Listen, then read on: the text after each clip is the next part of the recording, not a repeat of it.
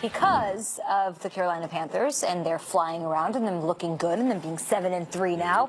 Look at just this division, which we talked about in the morning meeting. Like the NFC South sort of is like a little NFC, right? Because it's what's going on, all the parity. It's a really tight race across the entire conference. So I want to talk about this division in particular. And I'm going to hit you guys with a couple of categories. I'm having trouble deciding who I really like and who's standing up and doing well in the NFC South. So we saw, of course, the Saints, Falcons, and Panthers. They all look dominant coming off of Week 10. Can you see that, Trey? Yeah, the Panthers are 7-3, not 6-3. But okay. We'll go on from there. I thought you were talking about the size. No, big win last night. Got to refresh. All right, so click refresh on let's do this thing. Let's talk about the quarterbacks, right? Who has the? This is a tough one. Let's look at the Panthers, Falcons, and Saints. Okay.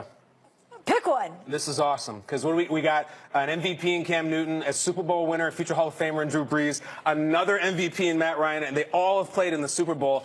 There's no way I'm not taking Cam Newton, and he's an incredible company there, obviously. But when he starts running, like we talked about, he's got 100 and something 60-yard rushing yards the last 2 games. This is a different Cam. This is a young Cam. This is an Auburn Cam. I'm going to go with number 1. Oh, you know, you said this is a different Cam, and I agree with you. Everything you said, I'm excited about Cam. You guys know I'm a huge fan, but.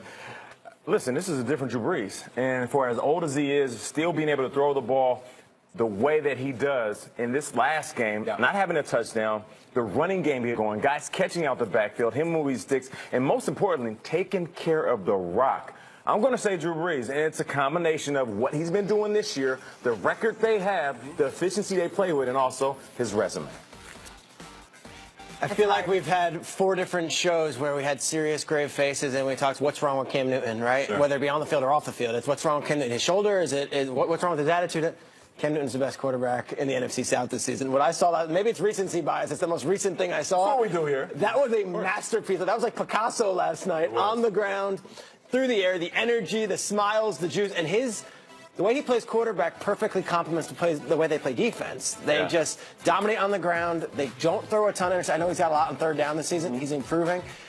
Drew Brees is the man, Super Bowl MVP. He's got more accomplishments than Cam Newton does in his career. But right now, if I have to pick a quarterback in a big game, I'm taking Cam Newton. Longevity is always a question, especially down the stretch, right? And Cam Newton always has that worry if he's running wild like that. But the way he's running, I feel like even just watching yesterday's game and the highlights, like he seems like he is being advanced and taking care of himself. Yeah, he looks you know free. I mean? He looks healthy. Not free, but he looks like he's like sliding right and taking care of himself it's like a little bit more. Bubble wrap off of him. Like It's a dangerous thing to do, though, isn't it? They had him in this bubble wrap for the first 4 weeks. He doesn't look like he's playing recklessly, though, is what I'm trying to say. No. Like, it's not like a reckless, I'm going to get hurt. And I feel like when he is leaving the pocket and doing all that, he's doing it in a like a calculated way. Like he matured in that way. And keep in mind, Cam didn't play much in the preseason, right? So he was still getting in shape at the beginning of the year, and we were like, what's going on with Cam? Is he as explosive as ever? Now he looks as fast as he's ever been. So you guys are right. I can't argue with Cam Newton. Taking the bubble wrap off. I love that. All right, moving on to the defenses then. Like, who has the best defense out of the Panthers, Saints, and Falcons?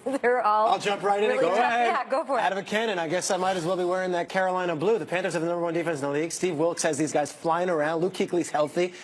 If Luke Kuechly's on the field, no one's beating them in a defensive battle. I mean, that is the guy. And Dolphins had a lot of yards there, but it was all garbage yards. The Panthers dominated last night, and they've been dominating all season. Panthers.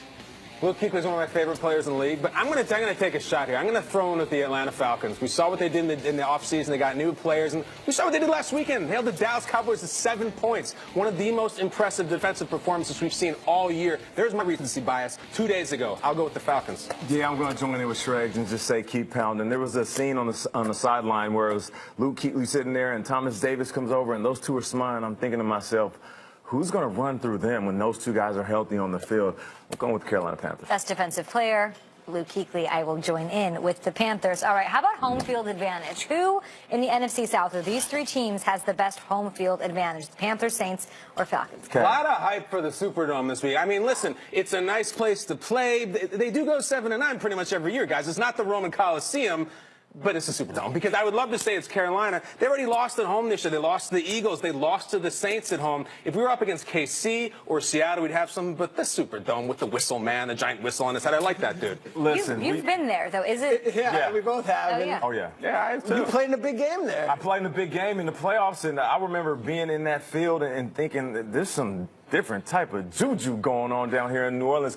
And here's the thing. We know that's going to go down to the wire. And speaking of the wire, we got a tweet with somebody talking about the advantage that they have. And this is Wendell Pierce right here. Big bunk in the wire, one of the leads of the show. It says the NFC Championship game in the Superdome will be off the chain. Let's hope my Saints keep that balance. Wendell, what's up, man? Hey, WP, man, come on the show, man. I know you tweet and watch the show, but there it is. That right there is so true. I played there. Shreg, you've been there. Listen, We've Peter, all breathed in What's that Avon air. Barksdale say about it? Get off I went to the 1991 Falcons versus Saints playoff game. Dion, primetime MC Hammer on the sideline. I was 12 years old. Electric place. I loved And it. it's the same Too legit to electricity quit. years later. You were there a couple weeks It's like ago. another country in there. Like, you go in there, it doesn't feel like you're in any other NFL stadium. It's the most unique home field experience there is. They're More than singing the Lambeau. songs.